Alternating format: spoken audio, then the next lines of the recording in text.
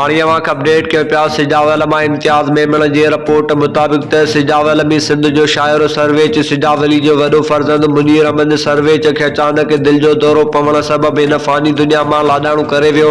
सिंध जो क़ौमी ऐं इनक़िलाबी शाइर सरवेच सिजावली जो वॾो फर्ज़ंद ऐं सूरज सिजावली प्रेस क्लब जो सदर मोहम्मद इस्माइल सरवेच जो भाउ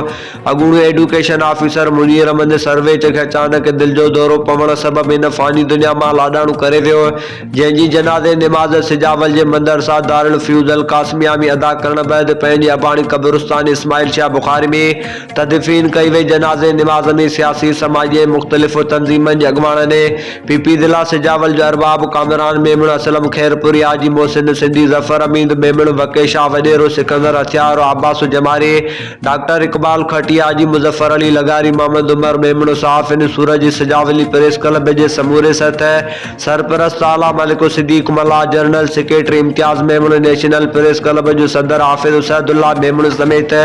आसपास के ॻोठाणनि शहरनि वॾे तादाद में शिरकत कई। पाण हिकु शाइर घराणे सां ताल्लुक़ रखंदड़ो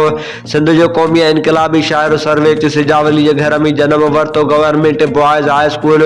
सिजावल में हिकु बहितरीन उस्ताद तौर रहियो ऐं बाद में एडुकेशन ऑफिसर मुक़रर थियो। 2017 में रिटायर थी बाक़ी ज़िंदगी पंहिंजे बचनि में गुज़ारी, जॾहिं त तज़ियत जो तॾो सिजावल लॻ ॻोठ सूरज नगर में विछायो वियो आहे, जिथे तज़ियत जो सिलसिलो जारी आहे।